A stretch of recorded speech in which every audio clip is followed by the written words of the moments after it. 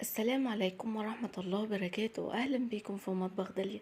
النهاردة إن شاء الله هنعمل مع بعض بيتزا في البيت بطريقة سهلة جدا يا جماعة. لو عندك بقى أي بواقي فايضة منك كده من رمضان هتقدري تعملي البيتزا الجميلة دي، وهنعمل لها كمان صوص جبنة كده هيكترها وهيخليها معاكي كمية كبيرة جدا. شايفين شكل البيتزا بتاعتنا عاملة ازاي يا جماعة؟ شوية مية وشوية دقيق، ولا أكتر ولا أقل، هتعملي أحلى عجينة بيتزا.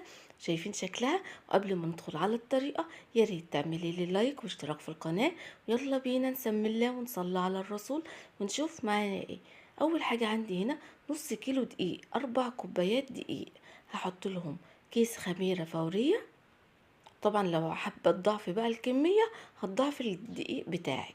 معايا هنا معلقة سكر، معلقة صغيرة من الملح، عندي كمان بصل بودرة وتوم بودرة. يبقى حطيت معلقة كبيرة من السكر، حطيت كمان معلقة صغيرة ملح، وحطيت بصل بودرة وتوم بودرة. معايا كمان حوالي كده 3 معالق من الزيت.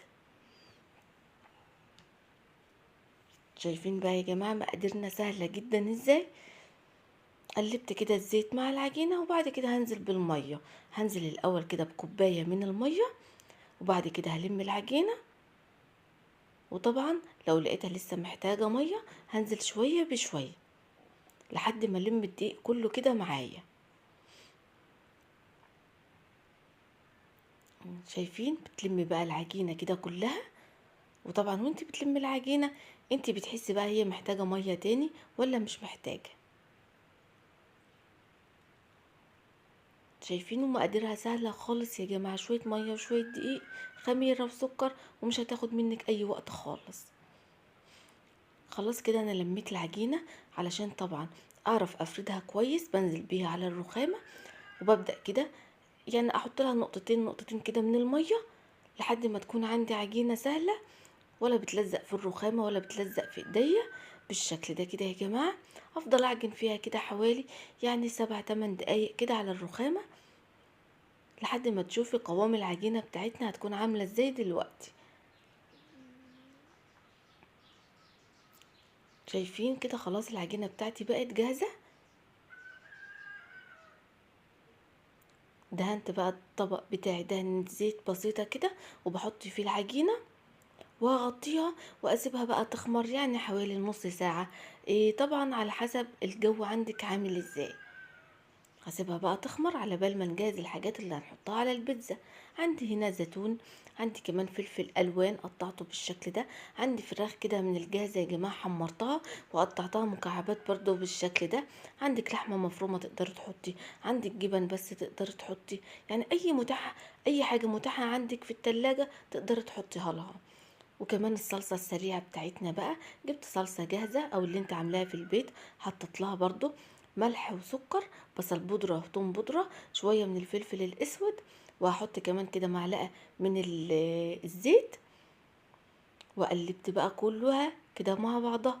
يعني حطيت الصلصة، حطيت عليها ملح وسكر، فلفل اسود، بصل بودرة، ثوم بودرة، ولو عندك كمان شوية من الزعتر هتحط لها كمان شوية كده من الزعتر وشوية زيت، وتقلبيها كده وهتكون عندك احلى صلصة تقدري تحطيها للبيتزا. وكده خلاص عدى نص ساعة كده يا جماعة على البيتزا بتاعتنا بالشكل ده كده. هبدأ بقى اخرجها كده من الطبق، وارش بس رشة دقيق كده على الرخامة علشان طبعا العجينة بقى ما تلزقش في الرخامة. وهنزل بالعجينة بتاعتي بالشكل ده، وهبدأ بقى اقطعها ل4 قطع يكونوا متساويين، علشان النهاردة هعمل 4 بيتزات، والبيتزاية كبيرة يعني تأكل فرد من بدري بالشكل ده كده. شوف بقى انت بتشتري الواحدة بكام من بره دلوقتي، انت بكل سهولة هتعملها لهم في البيت. هاخد بقى كل قطعة كده بالشكل ده كده يا جماعة واكورها واعملها كده على شكل كورة بالشكل ده.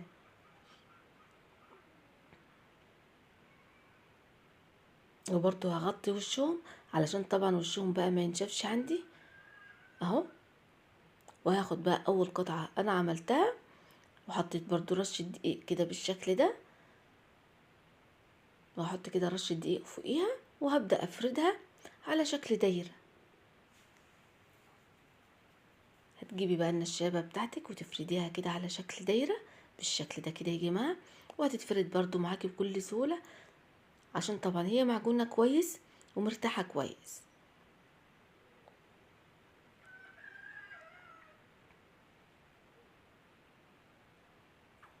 خلاص هفردها بقى على شكل دايرة، وبعد كده نشوفها مع بعض.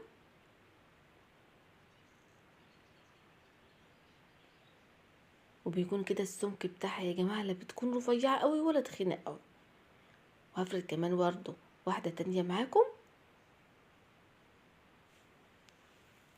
وافردها برضو على شكل دايرة. حابة برضو تعمليها على شكل مستطيل مفيش اي مشكلة.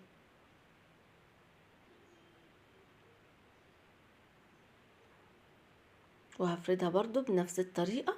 وهكون بقى مجهزة الصينية او الصاج اللي هيدخل الفرن مدهون دهنة زيت بس بسيطة.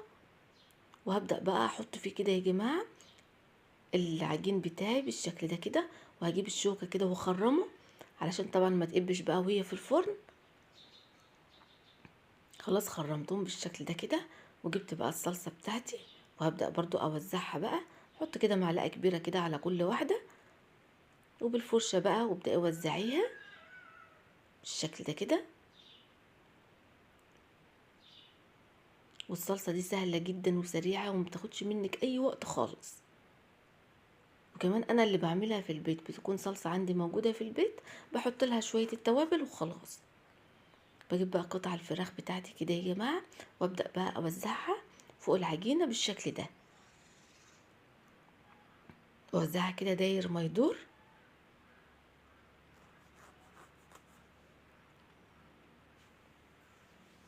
وزي ما بقولك لو ما عندكيش قطع الفراخ دي، لو عندك حتة لحمة مفرومة كده موجودة في الفريزر، تقدري برضو تعصجيها وتحطيها. عندك شوية جبن بس تقدري تحطيها. يعني هي بتلم اي حاجة في التلاجة. يعني حتتين لانشون على حتتين جبنة رومي برضو تقدري تعمليها، مفيش اي مشكلة. حطت لها بقى شوية كده من الفلفل الاخضر وشوية من الفلفل الاصفر كده بالشكل ده كده يا جماعة. طبعا عندك فلفل اخضر بس برضو ما فيش مشكلة، يعني اي حاجة متاحة عندك تقدري تحطيها. وزعتهم كده بالشكل ده. وطبعا بقى فلفل الالوان كده بيديها شكل حلو جدا. وابدأ كمان احط لها كده شوية من الزيتون. طبعا بقى اي حاجة انت بتحبي تحطيها تقدري تضيفيها بقى.